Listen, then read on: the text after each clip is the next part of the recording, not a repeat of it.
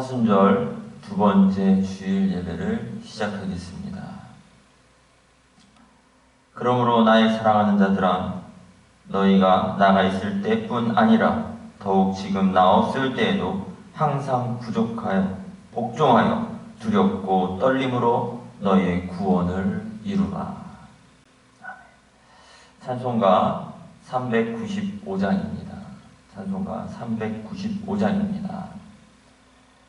자비하신 예수여, 내가 사랑 가운데 의지할 리 없으니 슬픈 자가 됩니다. 마음 심히 어두니 밝게 하여 주소서. 나를 보호하시고 항상 인도하소서. 죄를 지은 까닭에 나의 마음이 고나니 용서하여 주시고 쉬게 하여 주소서. 천국 가고 싶으니 나의 공로 없으니 예수 공로 힘입어 천국 가게 하소서. 허락하심 이루어 사랑 항상 있도다. 모두 이뤄주심을 나는 믿사옵니다. 구주밖에 누구를 달리 찾아보리요. 복과 영생 예수니 더 원할 것 없도다. 거룩하신 구주여, 피로 날 사셨으니 어찌 감사온지 말로 할 수 없도다. 주의 귀한 영상을 나도 있게 하시고 하늘나라 가서도 사랑하게 하소서. 아멘. 교동문 18번입니다. 교동문 18번 시편 31편입니다. 여호와여, 내가 주께 피하오니 나를 영원히 부끄럽게 하지 마시고 주의 공의로 나를 건지소서. 내가 귀를 기울여 속히 건지시고 내게 견고한 바위와 구원하는 산성이 되소서. 주는 나의 반석과 산성이시니 그러므로 주의 이름을 생각하셔서 나를 인도하시고 지도하소서. 그들이 나를 위하여 비밀히 친 그물에서 빼내소서. 주는 나의 산성이시니이다. 내가 나의 영을 주의 손에 부탁하나이다. 진리의 하나님 여호와여, 나를 속량하셨나이다.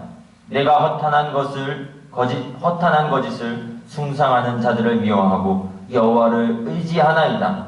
내가 주의 인자하심을 기뻐하며 즐거워할 것은 주께서 나의 고난을 보시고 환난 중에 있는 내 영혼을 아셨으며 나를 원수의 수중에 가두지 아니하셨고 내 발을 넓은 곳에 세우셨음이니이다. 아멘. 사도신경으로 신앙 고백하겠습니다. 전능하사 천지를 만드신 하나님 아버지를 내가 믿사오며 그 외아들 우리 주 예수 그리스도를 믿사오니 이는 성령으로 잉태하사 동정녀 마리아에게 나시고 본디오 빌라데에게 고난을 받으사 십자가에 못 박혀 죽으시고 장사한 지 사흘 만에 죽은 자 가운데서 다시 살아나시며 하늘에 오르사 전능하신 하나님 우편에 앉아 계시다가 저리로서 산 자와 죽은 자를 심판하러 오시리라. 성령을 믿사오며 거룩한 공예와 성도가 서로 교통하는 것과 죄를 사하여 주시는 것과 몸이 다시 사는 것과 영원히 사는 것을 믿사옵나이다. 아멘. 찬송 2장입니다. 찬양 성부 성자 성령 성삼위체계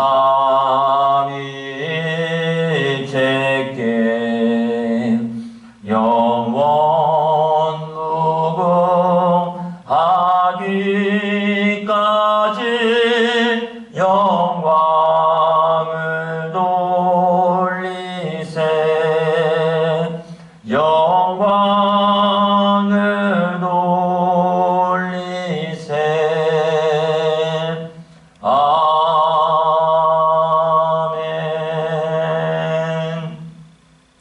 기도하겠습니다. 사랑과 은혜가 충만하신 하나님, 오늘 우리를 예배의 자리로 부르시고 인도하심에 이 시간 감사와 영광을 올려드립니다. 이 시간 우리가 기도로서 예배함으로써 만군의 주 하나님께 간절히 간구합니다. 먼저는 우리의 죄를 고백하고 회개하는 시간이 되기를 원합니다. 주님의 뜻을 따르지 않고 주님의 뜻을 멀리하며 말씀에 순종하지 않고 행하지 않았음에 이 시간 회개하오니 우리를 불쌍히 여기시어서 그 크신 자비로우심으로 우리를 이 시간 용서하여 주시옵소서. 또한 주님이 허락하신 나라와 민족이 질병으로 고통당하고 있사오니 하늘의 그 크신 긍휼하심으로 다시 회복하는 은혜를 베푸시며 주님께 다시 돌아와 뜻을 행하는 민족이 되시도록 축복하여 주시옵소서. 또한 그들을 위하여 힘쓰고 애쓰며 기도하는 이들에게도 하늘의 능력과 힘을 더하여 주시어서 피곤치 않게 하시고 하늘의 기쁨과 감사를 누리는 삶이 되게 축복하여 주시옵소서. 우리의 기도와 간구를 들으시고 속히 응답하시는 만군의 주 하나님께 감사와 영광을 올려드리며 이 모든 말씀 주 예수 그리스도 이름으로 간절히 기도하옵나이다. 아멘. 성경 말씀, 우리 성경 말씀 함께 보도록 하겠습니다. 빌립보서 2장 12절부터 15절 말씀입니다. 빌립보서 2장 12절부터 15절 말씀입니다. 봉독하겠습니다. 그러므로 나의 사랑하는 자들아, 너희가 나 있을 때뿐 아니라 더욱 지금 나 없을 때에도 항상 복종하여 두렵고 떨림으로 너희 구원을 이루라. 너희 안에서 행하시는 이는 하나님이시니 자기의 기쁘신 뜻을 위하여 너희에게 소원을 두고 행하게 하시나니 모든 일을 원망과 시비가 없게 하라. 이는 너희가 흠이 없고 순전하여 어그러지고 거스르는 세대 가운데서 하나님의 흠없는 자녀로 세상에서 그들 가운데 빛들로 나타내며. 아멘. 오늘의 말씀의 제목은 구원을 이루는 성도가 되시길 바랍니다 라는 제목을 가지고 이 빌립보서 2장 12절부터 15절 말씀을 함께 나누어 보도록 하겠습니다. 요셉의 초청으로 인해서 애굽으로 들어가서 살게 된 야곱의 후손들이 있습니다. 그들은요, 애굽에 들어가서 430년이라는 그 기간 동안 큰 민족을 이루게 되죠.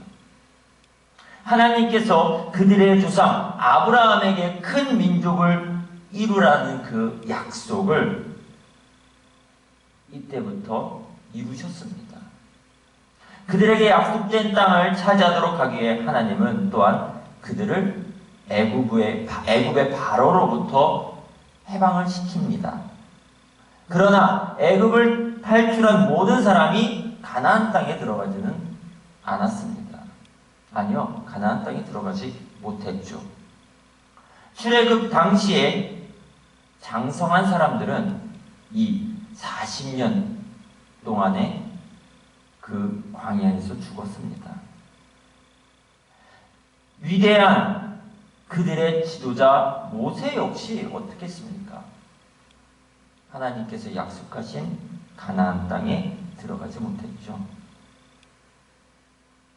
모세 또한 그 가나안 땅을 눈으로 바라보기만 했고요. 그 다음은 광야에서 죽었습니다.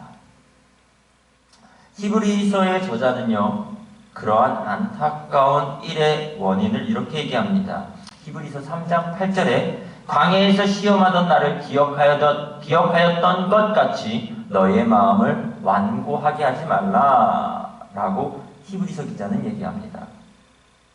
이 마음의 완고하게 하지 말라. 마음의 완고함은 완고했기 때문에 그들이 하나님의 약속의 땅인 가나안 땅에 들어가지 못했다라고 언급해 주는 것이죠.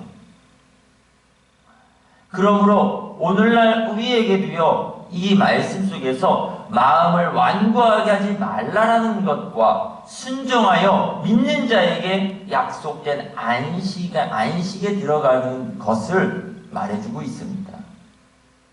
물론 우리가 들어가야 할 곳은 궁극적으로 하늘나라, 천국을 말하는 것이죠.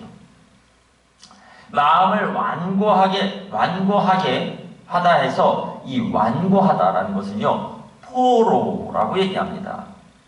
완강하고 아주 움직이지 않는 그 단단함을 이야기하고 있습니다.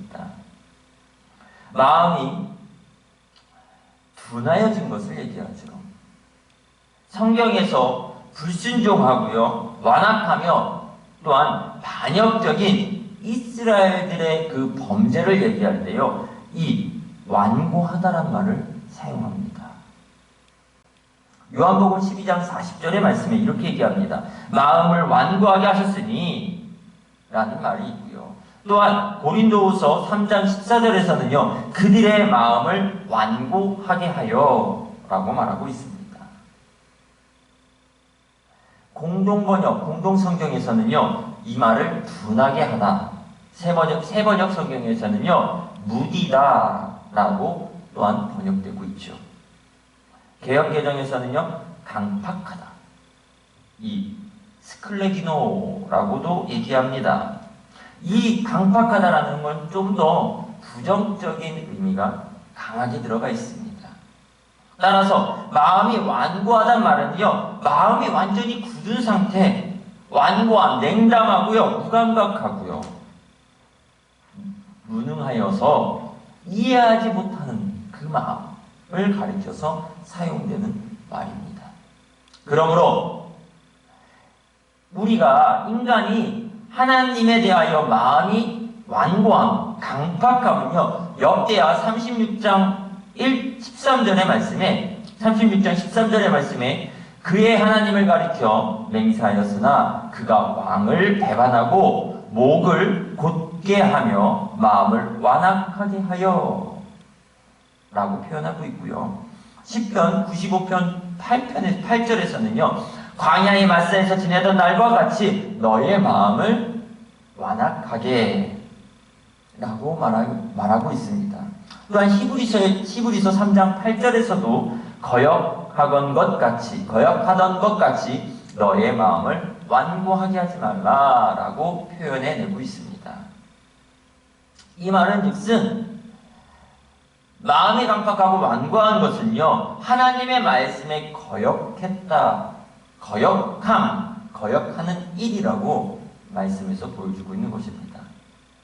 특히 하나님의 인도하심에 대한 이스라엘의 그 반역, 거역이 그들의 마음의 완고함과 강팍함에 있었음을 지적하고 있는 것입니다. 이스라엘의 멸망 원인 역시 그들의 마음의 완고함에 있었음을 얘기합니다.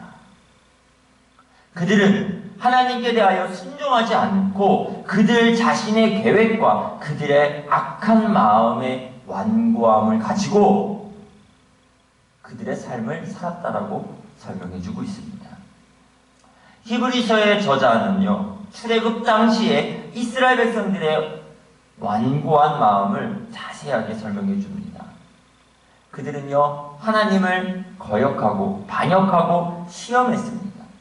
40년 동안 하나님께서 행하신 일을 직접 본 사람들이 이스라엘 백성들입니다. 그럼에도 불구하고요, 그들의 마음은 완고했다라고 얘기합니다. 마음이 완고하고 강팍한 마음은요, 쉽게 죄라는 것에 유혹되고 미혹됩니다. 결국 하나님의 말씀을 알지 못하는 백성이 됐고요, 하나님을 믿지도 않는 민족이 되어버렸습니다. 그들은 하나님의 음성과 모세를 통해서 하나님의 그 말씀을 듣고도 하나님을 노엽게 한 민족들이 되었죠. 그래서 40년 동안 지속적으로 그들에게 하나님의 징계가 이루어졌고요, 안식처가 될 약속의 땅에 들어가지 못하게 되는 결과를 초래하게 됐습니다. 그럼에도 불구하고 그들의 잘못된 완고함과 고집을 꺾지 않고요, 오히려 모세와 아론을 원망하는 이스라엘 백성들을 우리는 이 말씀 속에서 찾아볼 수가 있습니다. 그들은요, 만나만 먹게 되니까요, 불평합니다. 왜 불평해요? 그들이 기력이 다했다라고 얘기합니다. 가나안 정탐을 마친 사람들의 보고를 듣고 어떻게 합니까? 애굽 땅에서 죽었거나 광야에서 그냥 죽었더라면은 더 좋았을 것이다 라고 또한 모세와 아론에게 원망도 합니다. 무리바에서는 어떻습니까? 무리바에서는 물이 없다고 모세와 아론에게 불평하죠. 그곳에서 그 민족들의 완악함을 우리는 찾아봅니다. 그들은 분명 지옥과 같은 애굽에서, 바로의 정치에서 하나님의 역사로 말미암아, 은혜로 말미암아 그곳에서 벗어났습니다.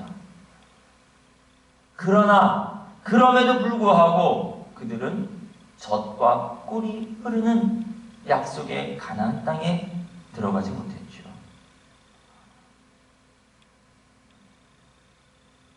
여러분,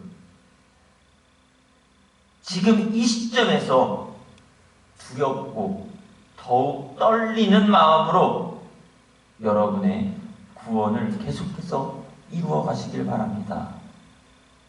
하나님은 자신의 선한 목적에 따라 여러분의 스스로의 행동하도록 여러분 안에서 일하고 계시는 분이라는 겁니다. 구원을 이루라. 구원을 이루라. 현대인의 성경에서는요, 여러분의 구원을 계속해서 이루어 가십시오라고 권면합니다. 이것은 구원을 받았지만, 구원의 은혜를 받았지만 구원에 이르는 과정 속에 우리가 속해 있다는 얘기입니다. 이루라.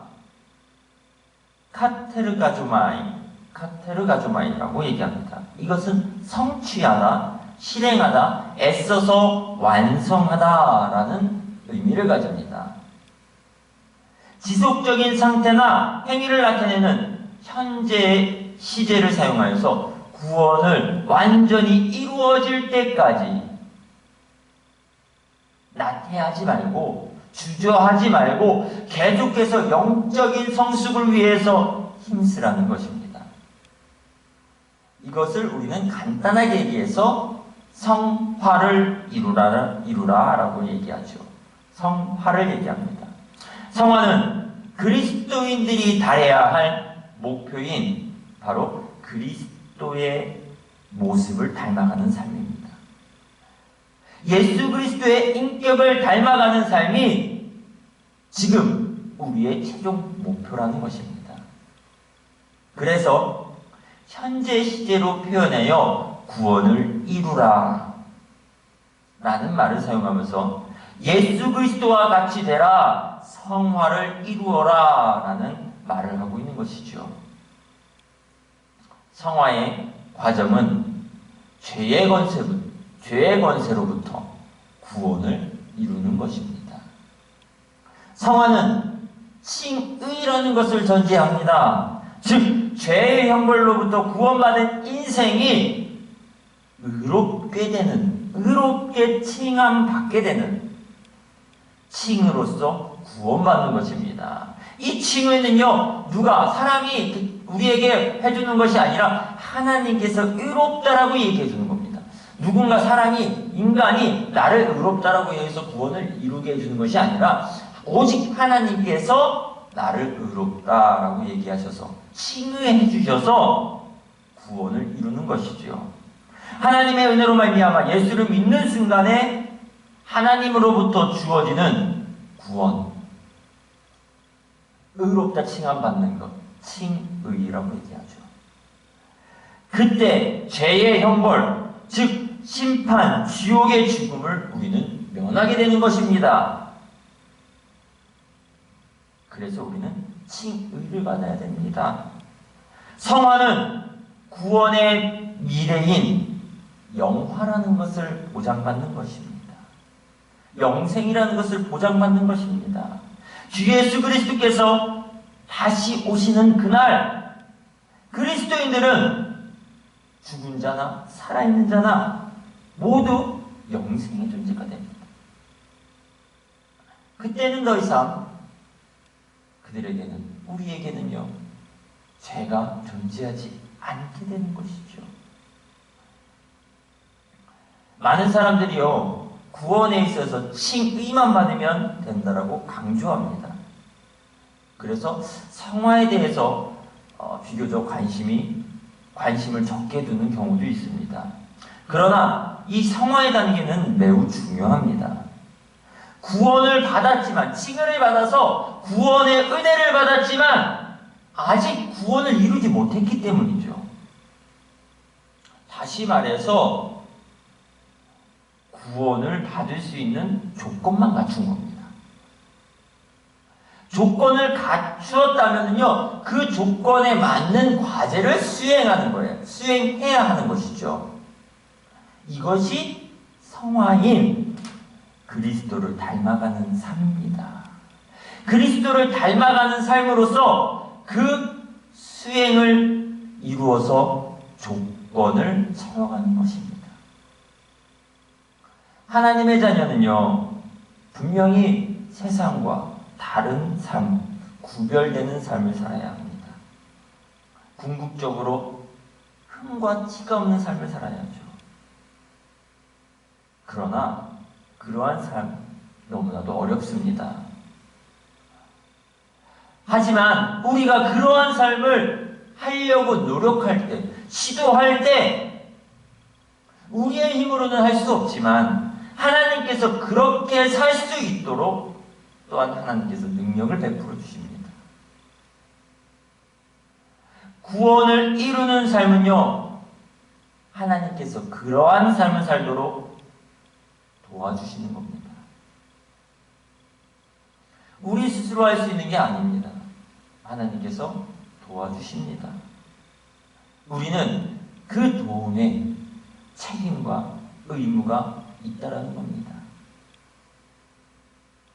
그것이 성화. 우리가 그리스도를 닮아가도록 노력하는 일이죠. 그런 일은, 그 성화의 일은요, 어떠한 상황 속에서도요, 계속해서 해야 합니다. 진행해야 합니다. 왜냐? 우리가 하나님 앞에서 구원을 이루어 나가는 일이기 때문입니다. 또한 하나님께서는요, 보혜사 성령님으로 우리와 함께 하시어서 그 구원을 위한 성화의 일을 행하시는 분이기 때문입니다. 또한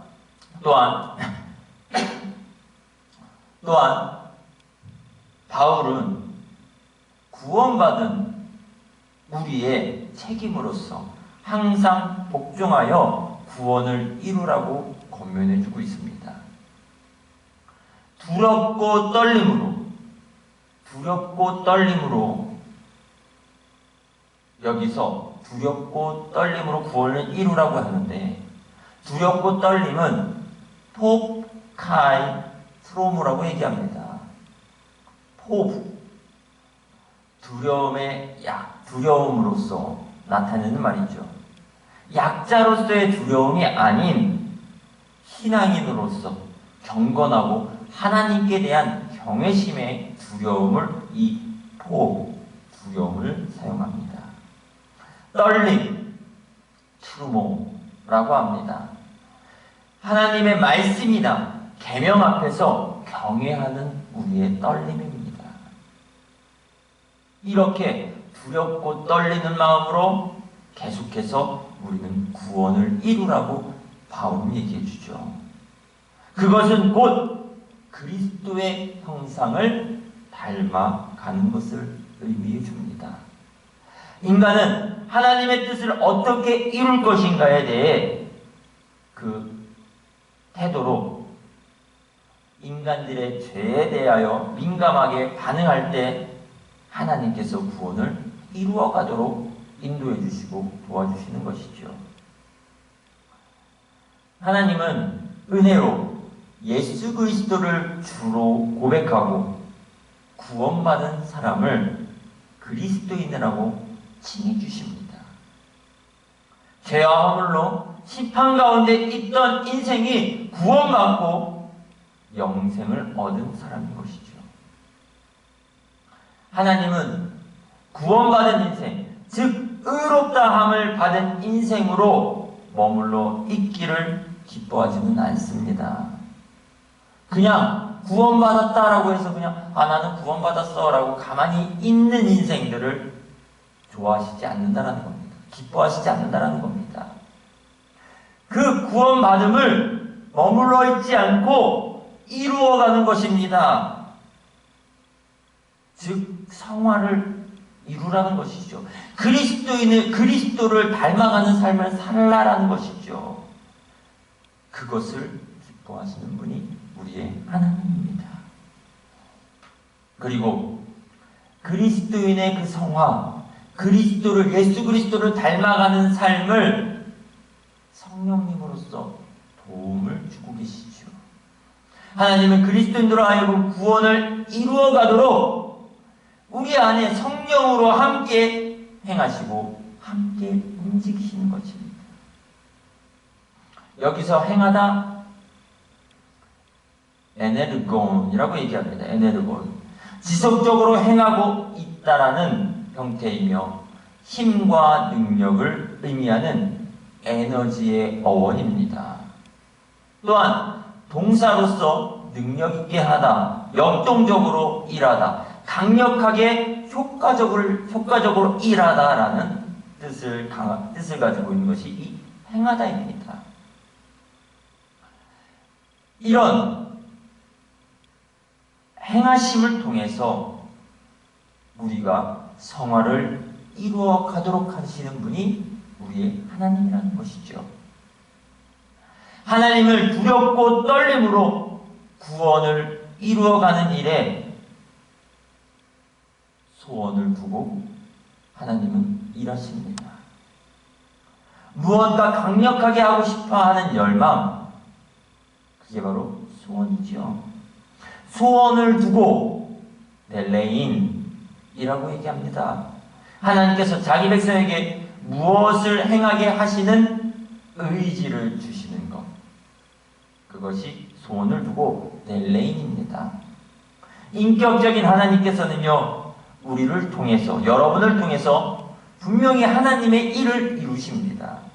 그러나 하나님은요, 그것을 강압적으로, 강제적으로 일을 시키시지는 않는 분이라는 거죠. 먼저 마음속에 강한 의지를 주심으로써 자발적으로 행할 수 있도록, 또한 그 일을 기쁘게 감당할 수 있도록 도와주시고 있다라는 있는 분이라는 것입니다. 바로 우리로 하여금 성화를 이루도록 우리 안에, 여러분 안에 거하시며 행하시는 성령 하나님을 얘기하고 있습니다. 구원을 잘못 이해하면요, 하나님께서 성도 안에 행하심으로 우리 스스로 노력할 필요 없다라고 얘기도 합니다. 우리 스스로 구원을 받았으니까 우리 스스로 그 구원의 길을 가는데 노력할 필요 없음을 얘기하기도 하고 오해하기도 합니다. 구원은요, 인간의 노력으로 진행되는 것이 아니라는 것입니다. 인간 스스로가 할 수 있는 일이 아닙니다. 그래서 성화를 이루어야 되고요, 성화를 이루어가는 데에 성령님의 도우심이 필요하다는 것입니다.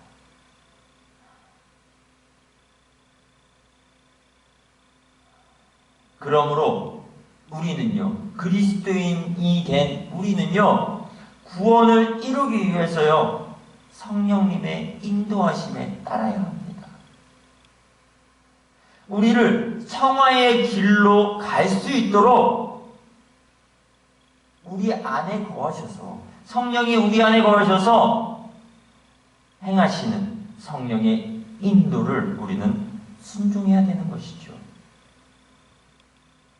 성령의 인도의 사역에 대해서 우리의 의무이자 책임 또한 주어집니다. 첫 번째는요, 그 성령을 근심하게 하면 안 됩니다. 우리 안에 거하시는 성령께서는요, 성령께서 만약에 매우 슬퍼하시다면 우리가 그리스도인으로서 바른 삶을 살지 못할 때 우리의 성령께서는요, 슬퍼하고 근심하고 있다는 겁니다. 그래서 우리는 성령님을 근심하게 하지 말아야 하는 것이 우리의 의무이자 책임입니다. 두 번째는요, 성령을 소멸하지 말아야 합니다. 우리의 성령의 활동이 멎을 때가 언제입니까? 그리스도인들에게 있어서요, 성령의 활동이 멎을 때가 언제일까요? 하나님의 뜻을 바로 행하지 않을 때일 겁니다.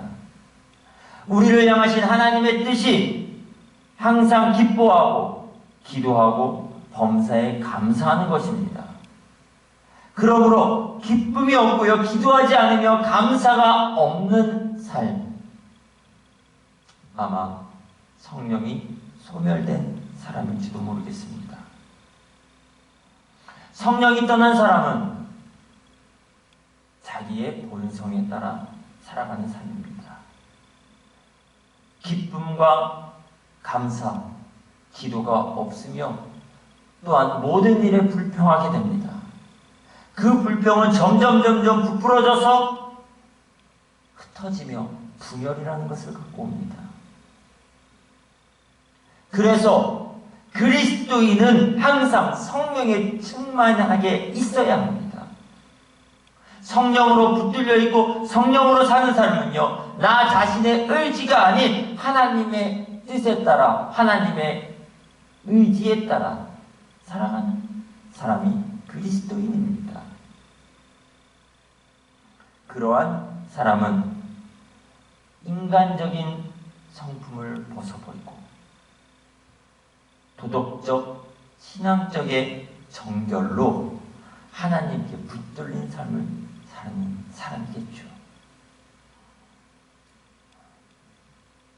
아까도 말씀드렸듯이 구원을 이루어가는 것은요, 우리 의지로만 도달할 수 있는 것이 아닙니다. 그 일은 분명히 하나님께서 기뻐하시는 일입니다. 그러므로 우리로 하여금 구원에 이룰 수 있도록 그러한 의지를 주시고 그러한 삶을 살게 해주신 분이 하나님입니다. 그리스도인으로 하여금 그리스도를 닮는 완전한 인격체로 변화하도록 하기 위해 성령이라는 것은 성령 하나님을 그리스도 안에, 여러분 안에 거하게 하시는 것이죠. 성령이 충만한 인생은요, 그 하나님의 도움으로 인해 예수 그리스도를 닮는, 예수 그리스도의 성품을 따라가는 힘을 얻게 되는 것입니다. 그렇게 해서 성화를 계속해서 이루며 구원을 향해 달려가는 것입니다. 그리스도인이 구원을 이루어가는 데 있어서 하나님의 행하심이 가장 근본적인 요소로 할 수 있습니다. 그러므로 구원을 이루어가는 인생은 빌립보서 2장 14절의 말씀에 모든 일에 원망과 시비가 없게 하라 라고 말하고 있습니다. 구원을 이루어가는 삶은요, 원망하는 일, 시기하는 일이 없다는 것입니다. 그리스도인에게서 원망하는 일이 만약에 일상적이라면요, 그 안에 하나님께서 주신 소망과 소원을 아직 보지 못했거나 깨닫지 못했다라는 증거입니다. 또한 성령을 통해서 알려주신 하나님의 그 소망을 무시하거나 흘려드렸다라는 것이죠. 원망하는 사람은요, 그 입가에 늘 불평의 소리가 떠나지 않습니다.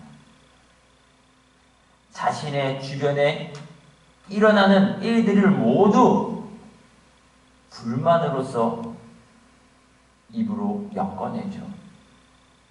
원망이라는 것, 공구스모스, 낮은 목소리로 개인적으로 뒤에서 투덜거리는 모습을 나타낸 의성어입니다.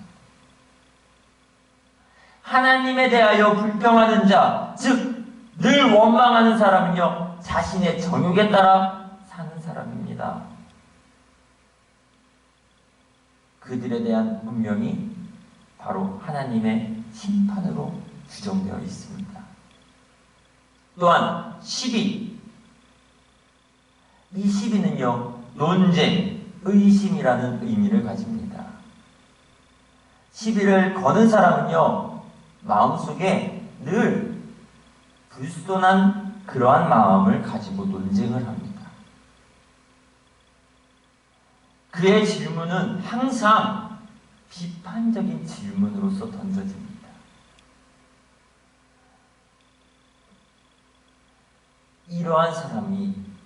이러한 사람들이 하나의 공동체를 분열하게 만들고요.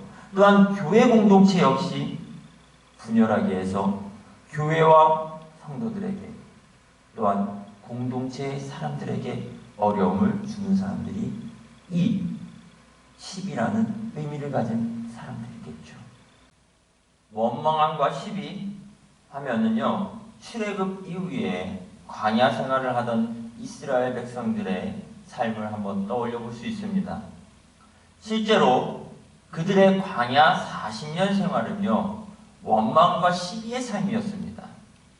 광야 생활을 할 때 이스라엘 백성들이 했던 원망했던 원인을 한번 우리는 자세히 볼 필요가 있습니다. 그들의 원망은 전체에 대한 상황과 배경에 대한 이해가 없었음을 찾아볼 수가 있죠. 그들의 조상 아브라함에게 약속한 가나안 땅을 향해 가고 있었으나 그 길에서 일어나는 일들에 대해서 그들은 모든 것을 다 따지고 들어갔습니다.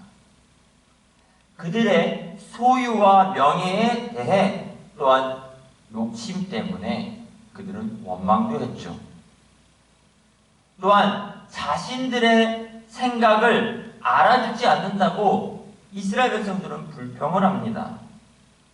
창조의식보다는 비교의식이 그들에게 앞서 있었습니다. 그러한 결과 그들은 그러한 불평을 가지고 원망이라는 것을 쏟아내죠. 그리고 하나님의 능력에 대한 확신이 없을 때와 교만하거나 은혜를 저버릴 때 그러한 오해가 생길 수 있음을 보여주고 있습니다.